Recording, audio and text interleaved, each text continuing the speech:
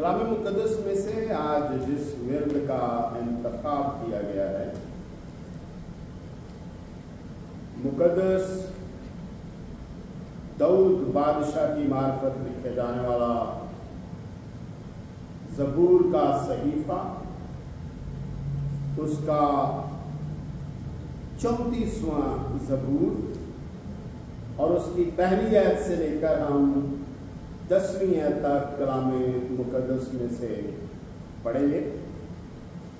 मुक़द्दस दाऊद बादशाह की मार्फत लिखा जाने वाला मुक़द्दस सहीफा, उसका 34वां ज़बूर, 34वां बाब, उसकी पहली आयत से लेकर 10वीं आयत तक। कलाम मुक़द्दस में कुछ यूं मरहूम है, मैं हर वक़्त खुदावंद को मुबारक कहूँगा, उसकी सिताइश हमेशा मेरी ज़ुबान पर रहेगी।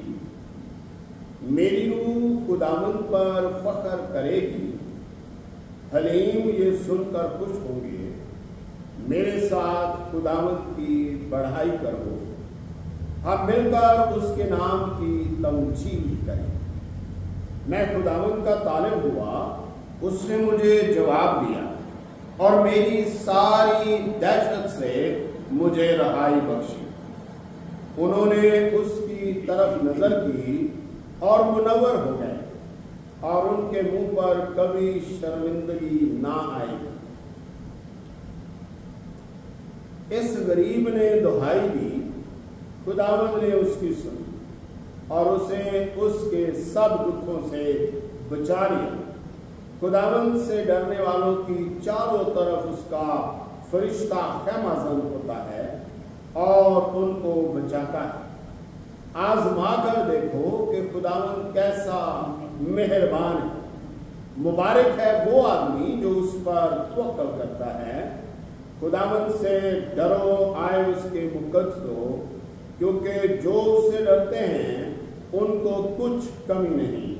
बब्बर के बच्चे तो हाजतमंद और भूखे होते हैं, पर खुदावंद के तालिब किसी नेमत के मोहताज ना होंगे। खुदावंद इस कलाम के सबब से मुझे और आप सबको बड़ी बरकतों से नवाजे। आज जिस विर्द को हमारे सामने रखा गया है, ये बाइबल मुक़द्दस के एक नामवर किरदार के साथ जो है तल्लुक़ रखता है।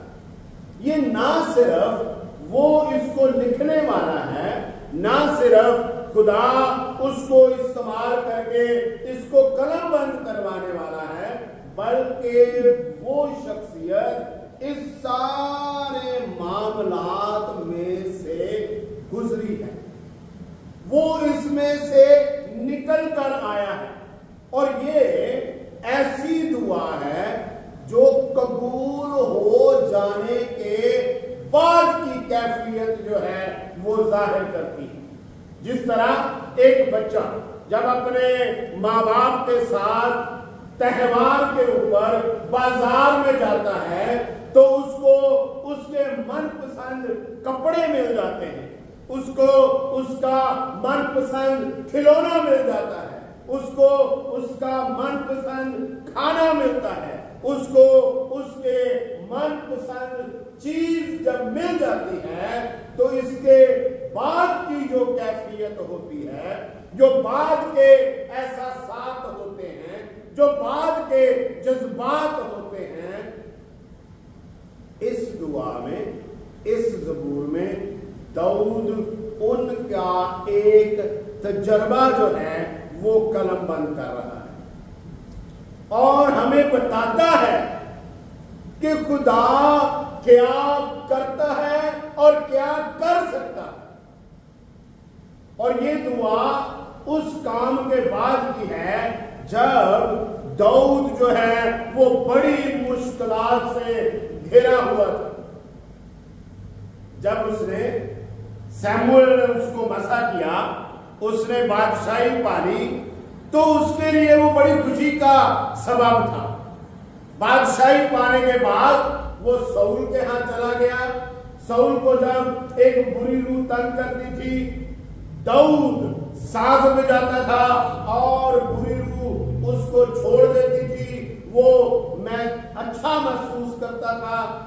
लिए दाऊद को वो प्यार करने लगा। दाऊद अपने भाइयों के लिए खाना लेकर गया और उसने उस मैदाने जंग में जूलियत को सुना। उस वक्त रूह कुद्दस दाऊद पर नाज़िल होना शुरू हो चुका था, क्योंकि दाऊद बादशाह के लिए मसा कर दिया गया था। तो जब उसने जूलियत को सुना तो उसने जूलियत के लिए जो है एक सजा तजवीज की। उसने कहा, मैं इसका सर इसके तन से जुदा कर दूंगा, क्योंकि ये होता कौन है कि जिंदा खुदा की फौजों की फसीयत करे और जिंदा खुदा की तहकीर करे। मार दिया। सबको इस कहानी से आगाह है, पता है। मार दिया, लोगों ने बहुत अच्छा उसके लिए गाया, वो बड़ा मशहूर हो गया। शाऊल ने हजारों को, दाऊद ने लाखों को मारा। शाऊल हसन करने लगा और उसका मुखालिफ हो गया। वो वहां से भागा, उसके माँ बाप को भागना पड़ा। और ये जो ज़बूर लिखा जा रहा है, ये उस वक्त की याद में लिखा जा रहा है जब वो यहां अपने घर से भागकर, इस्राएल में से भागकर, कोई उसकी मदद नहीं कर रहा, उसके लिए गा तो रहे हैं, लाखों को मारा, लाखों को मारा, हमें मुसीबत से छुड़ा लिया, हमारी बेइज्जती होने से बचा ली, लेकिन मदद कोई नहीं कर रहा, कोई नहीं। शाऊल के सामने कोई नहीं आ रहा, कोई नहीं, कोई सिपासलार नहीं, कोई फौजी नहीं। हालांकि दाऊद के अपने 2-3 भाई जो है वो फौज में थे, कोई नहीं आ रहा, भागा हुआ है। तो कहां चला गया? उसी जूलियत के इलाके में, उसी जूलियत के मुल्क में, उन्हीं फलिस्तीनियों के दरमियान अकीस के बादशाह के हजूर, और जाकर वहां कहने लगा कि मैं इस्राएल का मुखालिफ हूं, मैं इस्राएल के खिलाफ जाऊंगा। और बहुत अंदर से वो टूटा हुआ था कि आज उसे अपने ही भाइयों के लिए, आज उसे अपने ही कौम और अपनी ही क़यादत के खिलाफ उसे लड़ना पड़ेगा। आइए मेरे साथ एक हवाला देखिए। पहला शमूएल 29वां बाब नामी है।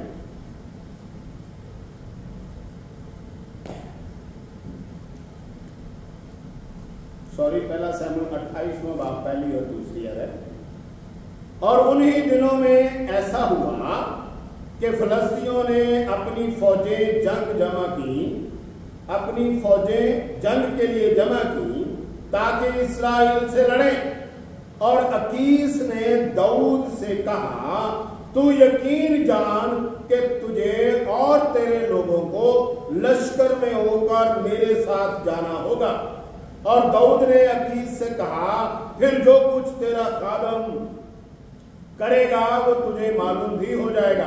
अकीस ने दाऊद से कहा, फिर तो सदा के लिए तुझको मैं अपने सर का निगहबान ठहराऊंगा।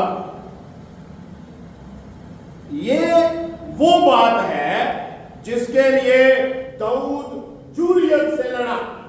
और आज जूलियत का ही एक हम कौम दाऊद को कह रहा है, अगर तू इस्राएलियों को मारे, अगर तू इस्राएल के खिलाफ जाए, अगर तू इस्राएल की हुकूमत को गिरा दे, तो मैं तुझे अपने सर का निगहबान मुकर्रर करूंगा।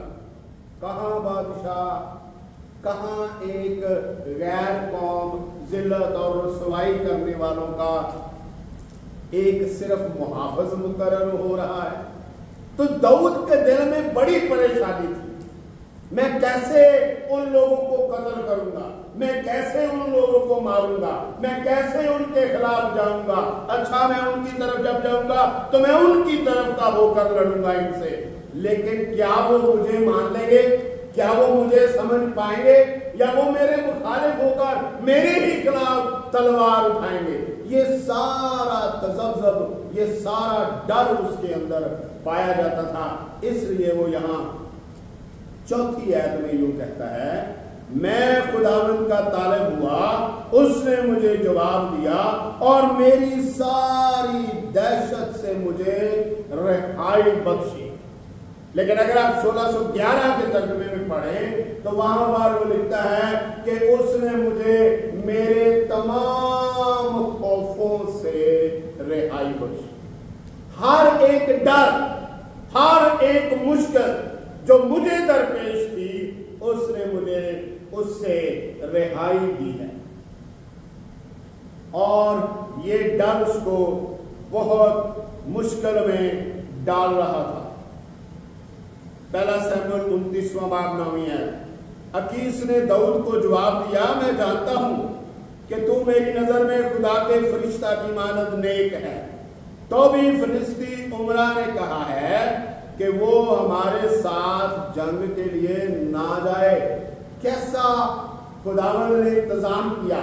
वहीं से उसी के लोग दाऊद के बारे में कहने लगे, नहीं, हम इस पर एतबार नहीं कर सकते, हमें इस पर एतमाद नहीं है, ये सूरमा है। क्योंकि उन्होंने जूलियत को गिरते और जूलियत का सर कटते देखा था। उन्होंने कहा ये सूरमा है, इसलिए कोई एतबार नहीं कि ये जब अपने लोगों के दरमियान चला जाए, अपने लोगों के नारे सुने, अपने लोगों की तरफ देखे, तो ये हमारा मुखालिफ हो जाए और हमें कत्ल करे और हम वहां पर शिकस्त खाएं। इसलिए हम इस इब्रानी पर एतबार नहीं कर सकते। इसको कहो कि वो हमारी सफों से निकल जाए। और फिर जो 8वीं आयत है उसके अंदर दाऊद जो है वो एक बड़ी बात कहता है। और आज हम उसी आयत के बारे में चंद एक पहलुओं पर जो है वो गौर करेंगे। 8वीं आयत में लिखा है, आजमा कर देखो कि खुदावंद कैसा मेहरबान है, मुबारक है वो आदमी जो उस पर तवक्कल करता है। लेकिन जब हम इसका अंग्रेजी के अंदर तर्जुमा पढ़ते हैं तो वहां पर लिखा है चख कर देखो, चख कर देखो, टेस्ट, चखना, किसी चीज को खाना, किसी चीज को अपनी जुबान पर लगाना। तो क्या खुदा खाने वाली चीज है? क्या खुदा को चखा जा सकता है? जी हां, खुदा को चखा जा सकता है। यहां पर चखने से मुराद है मेरा एक बार एतबार करके देखो, एक बार मुझ पर एतमाद करके देखो, एक बार मुझे आजमाओ तो सही, एक बार मेरे साथ चलो तो सही, एक बार मुझे अपनी तकलीफ बताओ तो सही, एक बार मुझसे कहो तो सही कि तुम मुझ पर भरोसा रखते हो। फिर देखो मैं तुम्हारे लिए क्या करता हूं। और किन किन बातों में हम उसको चख सकते हैं। और हम जो चखते हैं या जो चीज हम खाते हैं या जिस शख्सियत को हम राजी करना चाहते हैं, घरों के अंदर हमारे ये एक आम सी चीज है। हम उसके मनपसंद खाने बनाते हैं और फिर उसको जताते हैं कि आज मैंने आपके लिए आपकी पसंदीदा जो डिश है, चीज है, वो बनाई है, खाना जो है वो बनाया है। और वो शख्सियत जिसके लिए हम ये इजहार कर रहे होते हैं वो उसको खाता है और हम उसके मुंह से उस खाने की तारीफ सुनने के लिए बेकरार रहते हैं। खुदावंद भी हमारे साथ ऐसा ही करता है। वो हमारे हर काम और जरूरत और मुश्किल और मुसीबत के अंदर खड़ा रहता है हमारे पास और ये तवक्को करता है कि हम उसे चखेंगे कि क्या वो हमारी मुसीबत में हमारी मदद कर सकता है। आप बिल्कुल उसकी तरह के हैं। आप बिल्कुल उसके मिजाज के मुताबिक बनाए गए हैं। आप बिल्कुल उसकी तरह की फितरत में तख्लीक किए गए हैं। पैदाइश की किताब पहला बाब उसकी 26वीं और 27वीं आयत में खुदावंद ने क्या लिखा है? आओ हम आदम को अपनी सूरत और अपनी छवि पर पैदा करें। खुदा ने आदम को खुदा की सूरत और छवि पर पैदा किया। हम जब उसकी सूरत और छवि पर हैं तो हमारी पसंद और नापसंद उससे अलग क्यों है? 7 बातों में हम खुदावंद को चख सकते हैं। सिर्फ आपके सामने खाके को रखना चाहता हूं। जैसे नंबर 1, हम अच्छाई का जायका चख सकते हैं। मेरे पास एक अच्छाई है, खुदा के पास एक अच्छाई है। मैं जब देखता हूं कि क्या मेरी अच्छाई का टेस्ट, मेरी अच्छाई का मजा खुदा की अच्छाई के मजे और टेस्ट के बराबर है, उस जैसा है, क्या मैं उस जैसी अच्छाई को पसंद करता हूं और क्या मैं उस जैसी अच्छाई करना भी जानता हूं कि नहीं? खुदावंद यीशु मसीह जब अपने शागिर्दों को तालीम दे रहे थे तो उन्होंने क्या कहा? अगर तुम अपनों को ही सलाम करो तो क्या बड़ा करते हो?